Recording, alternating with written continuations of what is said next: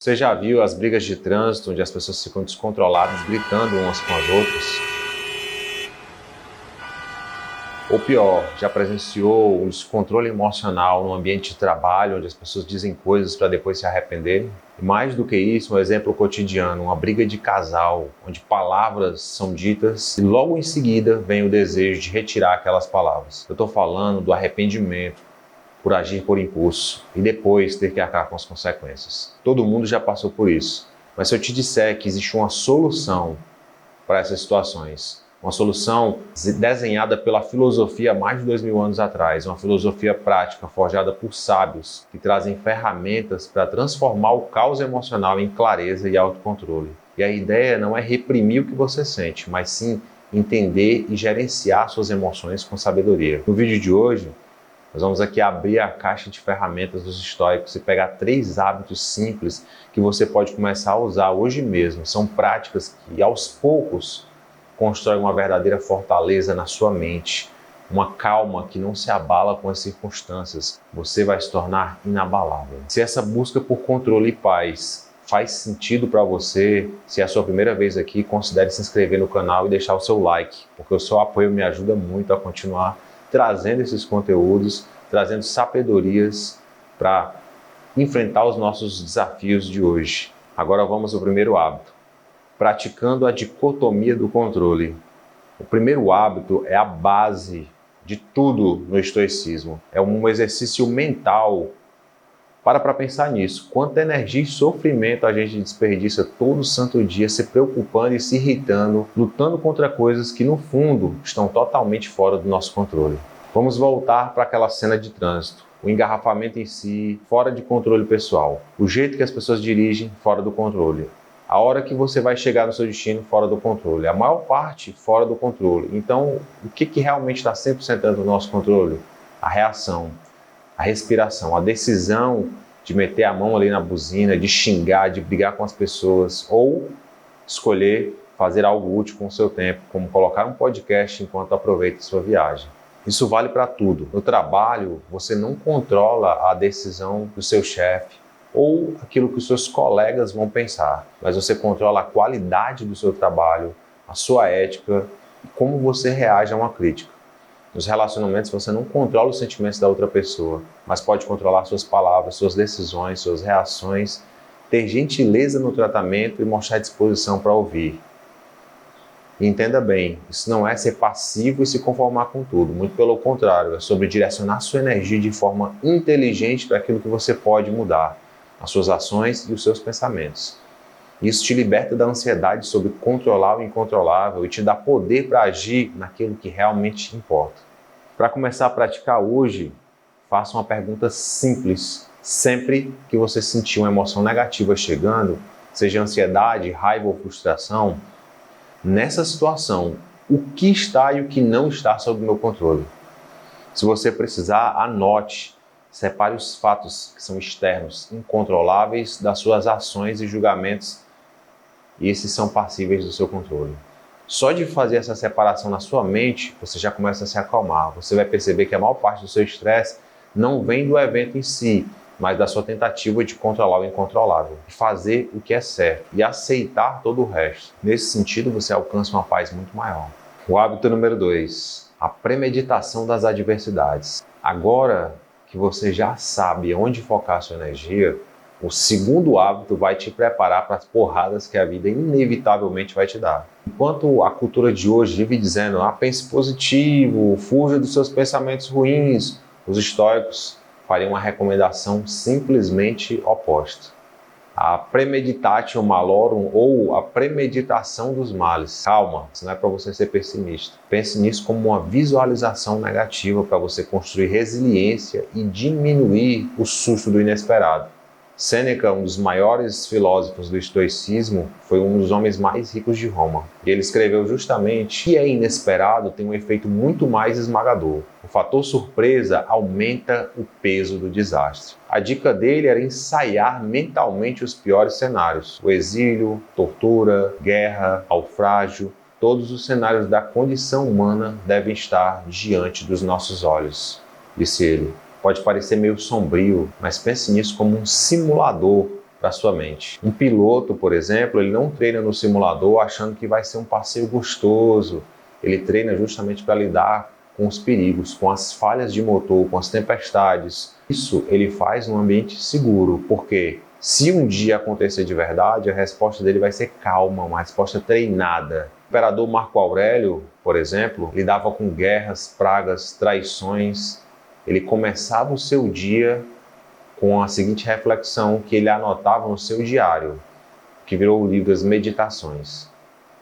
Ele dizia: hoje eu encontrarei com pessoas intrometidas, ingratas, arrogantes, desonestas, invejosas, grosseiras, e elas são assim por não conseguirem distinguir o bem do mal. Você pode até pensar que isso era uma reclamação, mas não era. Era uma preparação. Ao antecipar esse tipo de comportamento, ele tirava o poder que aquilo tinha de perturbar o seu espírito. Se ele encontrasse alguém com um comportamento ruim, não seria um choque, seria exatamente o que ele já esperava. A sua mente já estava pronta para responder de maneira calma e não com raiva. Essa prática tem 2 benefícios simplesmente incríveis. Primeiro, ela vai te deixar mais forte. Ao sofrer um pouquinho por antecipação na sua imaginação, você perde a sensibilidade para quando o problema de verdade aparecer na sua vida. Segundo, ao pensar na possibilidade de perder as coisas que você ama, a sua saúde, o seu trabalho, as pessoas com que você convive, você acaba desenvolvendo um senso de gratidão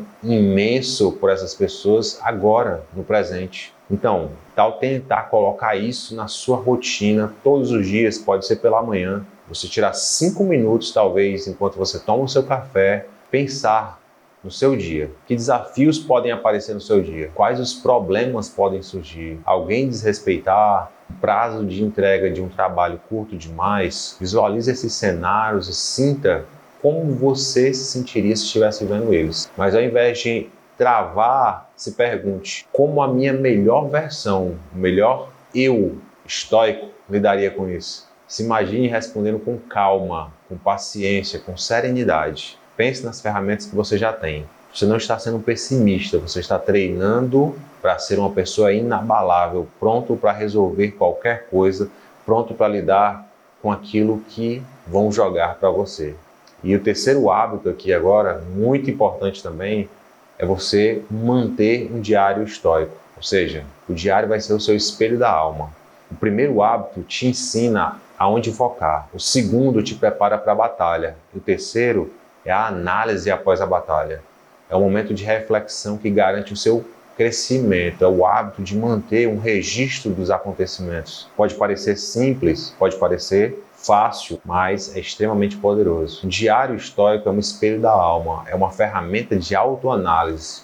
É um papo reto com você mesmo para avaliar as suas ações do dia a dia. As Meditações de Marco Aurélio, um dos livros mais importantes da história, principalmente no estoicismo, não era para ser publicado, era um diário pessoal, o registro do seu esforço de cada dia para ser uma pessoa melhor. Sêneca também descreveu a sua rotina noturna. Toda noite, antes de dormir, ele se colocava no banco dos réus e se perguntava: que falha você corrigiu hoje? Qual vício você se opôs? Em que aspecto você é uma pessoa melhor? Essa prática é poderosa por diversas razões. Primeiro, ela obriga a gente a ser honesto com a gente mesmo. É muito fácil viver no piloto automático, repetindo os mesmos erros. O diário, ele te força a parar, olhar para frente, olhar para suas ações. Onde eu perdi a cabeça hoje? Onde eu agi ou deixei de agir por medo? Onde eu esqueci a dicotomia do controle, por exemplo. Segundo, ele celebra o progresso. A filosofia estoica, ela não é sobre alcançar a perfeição, é sobre os avanços de aprimoramento do nosso caráter através da virtude. Ao rever o seu dia, você também vai notar suas vitórias, ver o seu progresso, onde você conseguiu respirar antes de agir, onde você foi paciente diante de uma dificuldade. Reconhecer esses pequenos avanços reforça o seu comportamento. O terceiro, ter o diário clareia sua mente. Escrever sobre o que você sentiu transforma aquela bagunça de emoções em pensamentos claros que você pode analisar. E isso vai te ajudar a ver padrões, a identificar os gatilhos que te sabotam. Toda noite, antes de deitar, pegue um caderno e responda algumas perguntas. Essas perguntas aqui eu vou colocar para você inspiradas em Epicteto e Sêneca.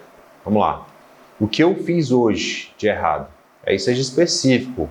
Você perdeu a paciência, procrastinou por medo, falou mal de alguém. A segunda, o que eu fiz de bom hoje?